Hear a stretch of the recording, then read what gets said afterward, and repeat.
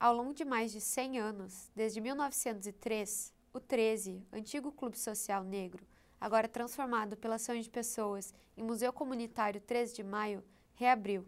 Mantenedor de uma viva cultura negra, hoje o Provocarte recebe João Heitor, arqueólogo e gestor cultural. Seja muito bem-vindo. Obrigado. Desde a data que dá um nome ao museu, o que mudou e o que não mudou? Bom, na verdade, quando a gente pensa no projeto do museu, a gente não dá um nome, né? O Museu 13 de Maio é uma herança do Clube Social 13 de Maio, que existe em Santa Maria desde 1903. O que muda, na verdade, desde que a gente cria o projeto do Museu Comunitário 13 de Maio, é uma concepção, na verdade, do espaço, tornando ele um museu comunitário. A gente traz para a realidade hoje, do século XXI, um novo espaço, que ao mesmo tempo ele carrega a história, o patrimônio e a memória do antigo Clube 13 de Maio, mas ele dialoga com a realidade dos dias atuais. Ele dialoga com a dinâmica da comunidade, do coletivo, do movimento social negro, que volta a ocupar aquele espaço como um espaço dinâmico, não só para a realização de festas, bailes, mas para dialogar com a arte, com a cultura, com a produção cultural, com a educação, com a própria vicissitude do movimento social. Ele então passa a ser um espaço aberto, comunitário e com uma dinâmica ligada a toda a necessidade de fruição dos movimentos sociais contemporâneos a partir do século XXI. Vocês fazem esse trabalho de catalogar, né, organizar as documentações e pesquisas etno-históricas. O que foi algo muito significativo que vocês descobriram nessa pesquisa? Bom, né, o nosso trabalho começa, na verdade, em 2001, que é um trabalho de formiguinha que tem muito a ver assim com as nossas próprias narrativas históricas. O Clube 13 de Maio, como te disse, ele tem mais de um século de história na vida de Santa Maria. E isso produziu uma documentação para nós muito rica, de atas, fotos e documentos, e que para mim, na verdade, ela é muito importante, pois quando eu e uma colega, que foi a Giane Vargas Escobar, que foi a primeira diretora do 13, pensamos em criar, quando nós éramos alunos ainda do pós-graduação aqui na antiga Unifra, a gente vai acessar, na verdade, os documentos que são os documentos da minha família. Foi o baú de fotos da minha família que trouxe para nós, assim, aquele impacto estético de uma história que estava ali materializada nas fotos, mas não era contada. E a partir dessas fotos, nós começamos a procurar uma rede de famílias, redes de antigos sócios, e fomos encontrando esses antigos sócios que começaram a nos narrar essas histórias, começaram a trazer para nós memórias que para mim até eram memórias presentes, mas elas ainda não estavam dialogando com essa performance de uma história contada para o todo. E quando nós vamos adiante, vamos para a pesquisa das atas, a coisa se enriquece muito mais. A gente chega numa profundidade histórica que nem nós imaginávamos, porque são histórias de famílias, de negros e negras que estavam aqui em Santa Maria e sempre estiveram, mas que não tiveram a visibilidade histórica na historiografia tradicional.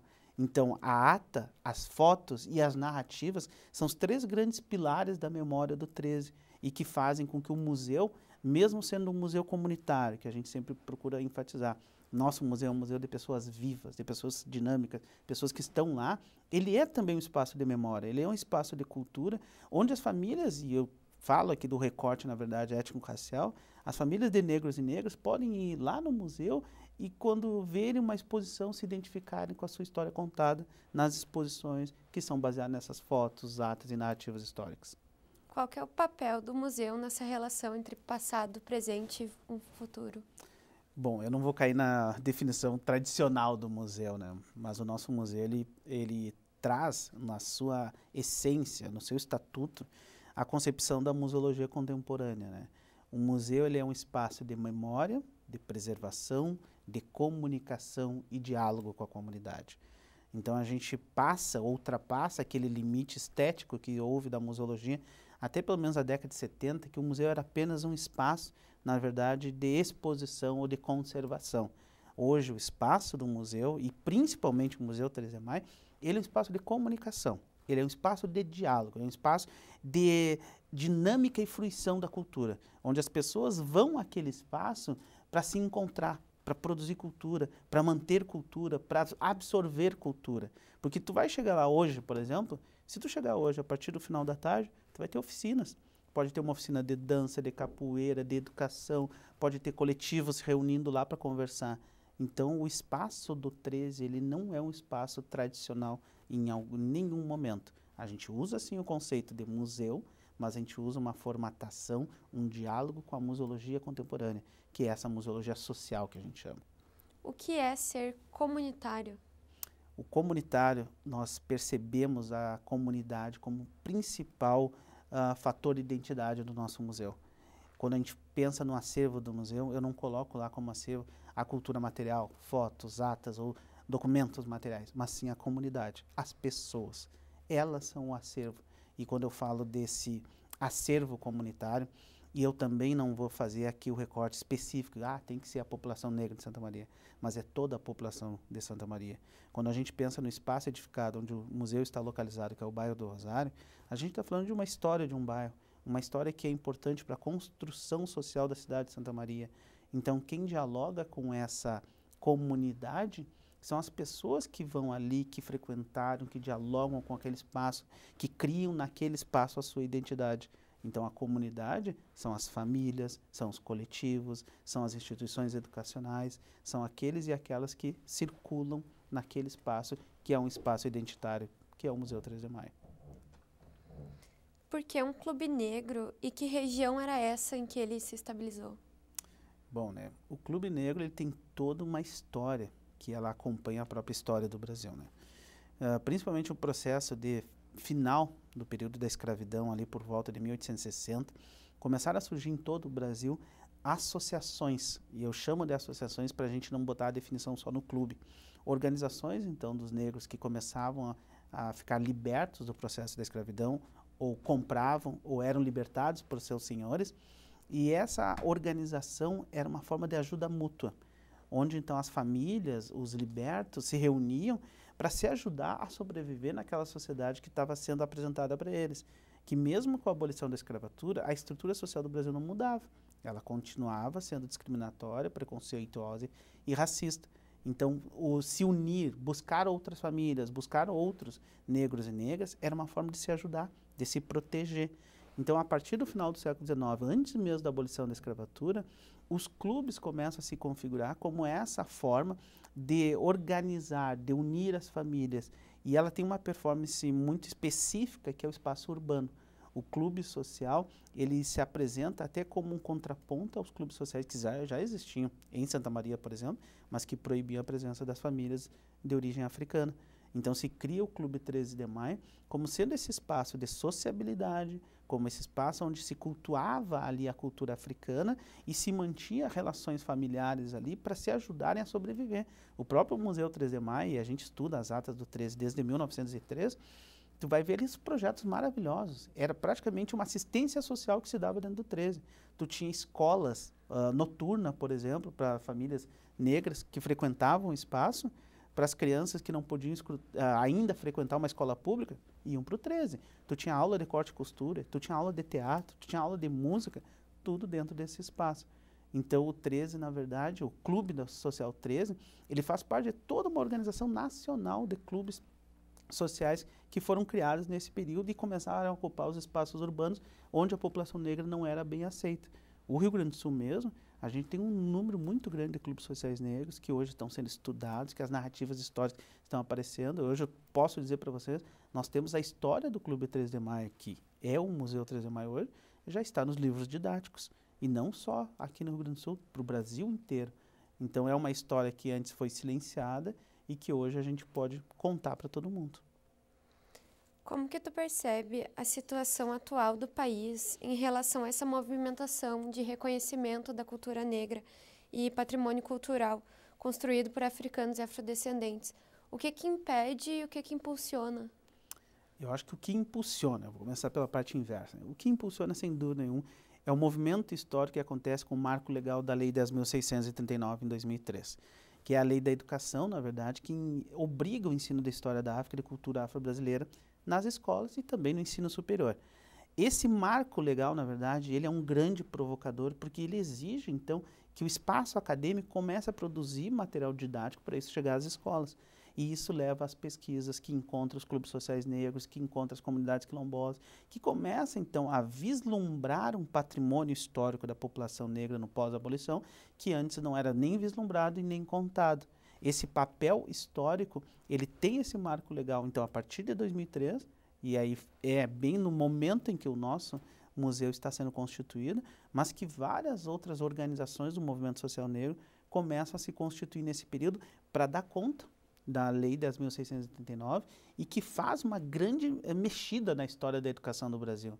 Pois a história da educação tem que se adaptar a essa lei e isso vai colocando conteúdos didáticos, vai criando uma nova produção acadêmica e todo esse cenário traz uma mudança e eu sou muito otimista em dizer que hoje a gente consegue debater nas escolas sobre isso, a gente consegue debater nas universidades sobre isso, mesmo que eu perceba também uma grande dificuldade. A instrumentalização, ela ainda está lenta. Se em 2013 eu podia dizer para vocês que não existia nem livro didático, nem pesquisa, hoje já existe livro didático, existe pesquisa e pesquisa acadêmica, mas ainda falta muito para nós chegar a um cenário que eu diria que seria um cenário ideal, que é um cenário em que nós não precisaríamos estar falando mais de racismo. Pois ao mesmo tempo que houve um avanço significativo nesses lugares de memória, nessa pesquisa histórica, nessa construção de identidade que vem a partir da educação, também houve uma mudança simbólica na sociedade brasileira, e eu coloco como um marco, assim, pelo menos os últimos 7, 8 anos, em que a própria polarização do cenário nacional fez com que a catalisação, por exemplo, das redes sociais, da mídia, da internet, criasse um novo conceito de racismo, que para mim é o racismo explícito, é o racismo algoritmo, é um racismo que hoje não tem mais limites, que antes eu lembro que a minha geração usava muito esse conceito, que o Brasil era um país que tinha um racismo velado. A partir dos últimos anos nós não temos mais esse racismo velado. Esse racismo é explícito, ele está nas redes sociais, ele está nas grandes emissoras, ele está público e visível para todos.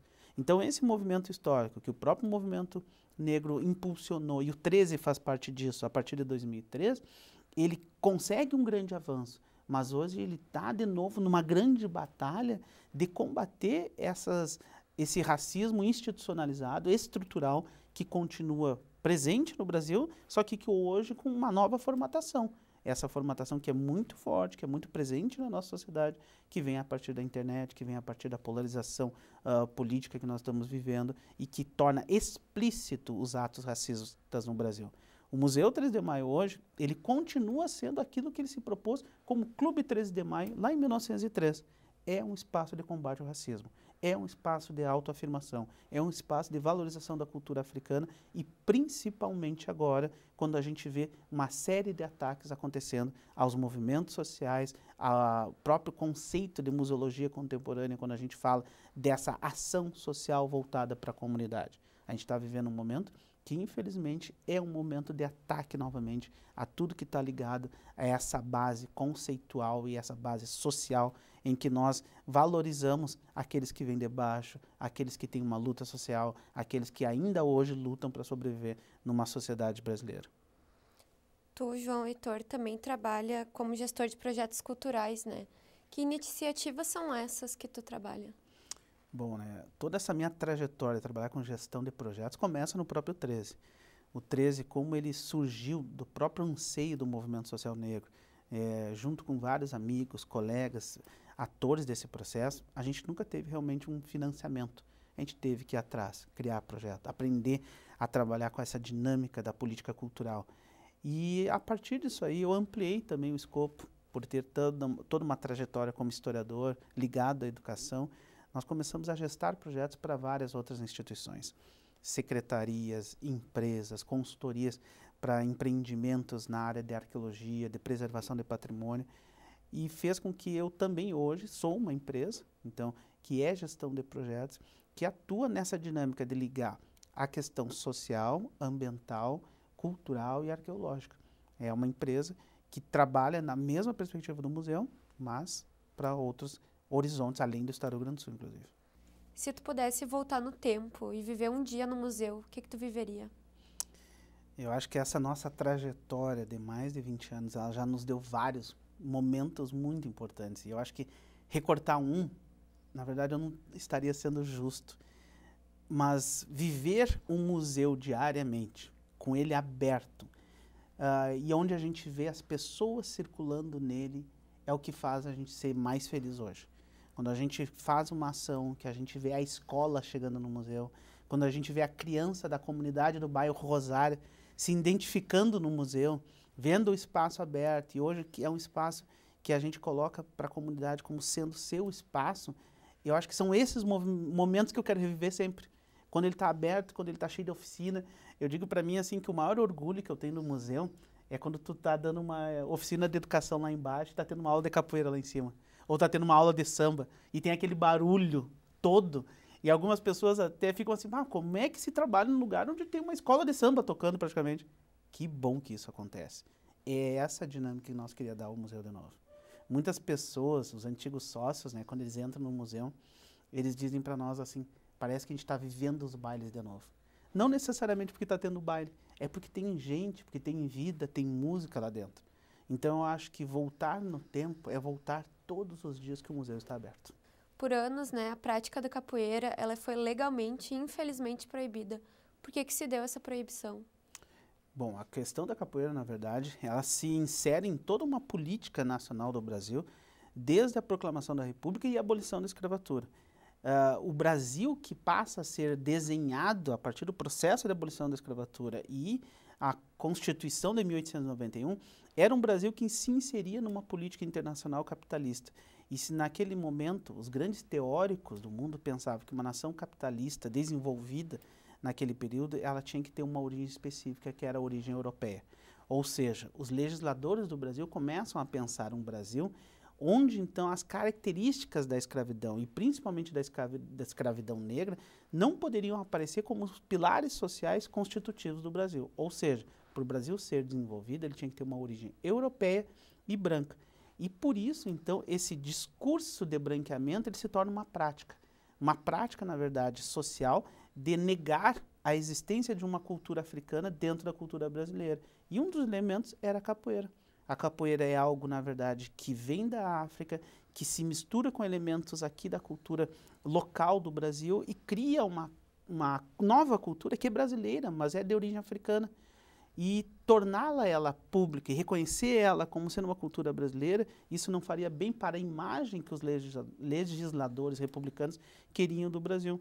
Então se criminalizou para que a cultura, então, ela tivesse mais características europeias e menos características africanas. E isso coloca a capoeira no mesmo pé, na verdade, de perseguição que vai ter, por exemplo, as músicas, a religião de matriz africana, todos os elementos, então, que mostrariam para o mundo que o Brasil tinha, então, uma forte ligação com a origem africana. A capoeira, infelizmente, fica marginalizada durante muito tempo, até que ela começa a receber uma outra conotação no longo do século XX, e hoje a gente traz ela para dentro da Lei 10.639, para dentro de todos esses elementos constitutivos de uma sociedade que reconhece a diversidade. E a capoeira está como esse elemento que ele é nitidamente brasileiro, mas de origem africana. Como tu acreditas que as manifestações artísticas podem influenciar na conscientização política das pessoas? Bom, a gente acredita muito nisso. As manifestações artísticas, desde sempre no Brasil, e quando eu digo desde sempre, não quero ser leviano, eu quero falar desde o momento que o processo de colonização se efetiva no Brasil, as manifestações artísticas, elas são fruto das próprias ansiedades da sociedade. Elas refletem aquilo que o povo vive, aquilo que o povo sente. Se eu for pegar da literatura à música, a arte em si, ela catalisa sentimentos, ela catalisa processos, na verdade, de reconhecimento social que muitas vezes não são contemplados pelo Estado Nacional. Fosse o Estado Nacional no período colonial, no período imperial ou no período republicano. E aí é onde aparece, na verdade, a produção da arte.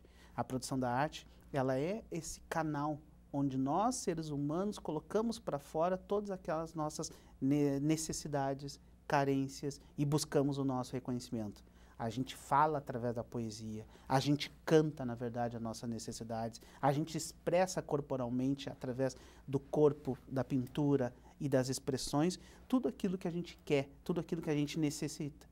Então, os movimentos sociais e os coletivos sociais que produzem arte e cultura são coletivos, na verdade, que estão colocando para fora o anseio da sociedade, da base da sociedade, principalmente. Aquela que não é contemplada, na verdade, pela política pública, pelo Estado, pela formatação padrão, na verdade, de um Estado dentro dos ditames econômicos e políticos. Ele reflete exatamente aquilo que o povo quer, aquilo que o povo sente, aquilo que o povo é na sua origem.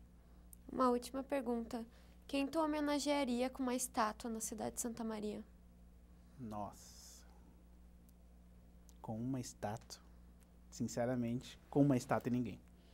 Eu homenagearia com mais pontos de cultura, com mais espaços de memória, com mais espaços de construção coletiva. A estátua seria uma forma de a gente resumir demais algo que é tão grande que é a cultura. João Heitor, eu queria agradecer pela tua presença no Provocarte hoje, por ter compartilhado com a gente essa história.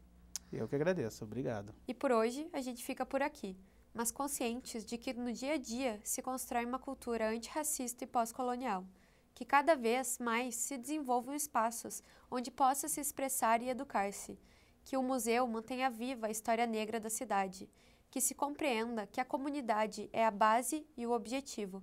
Até o próximo episódio.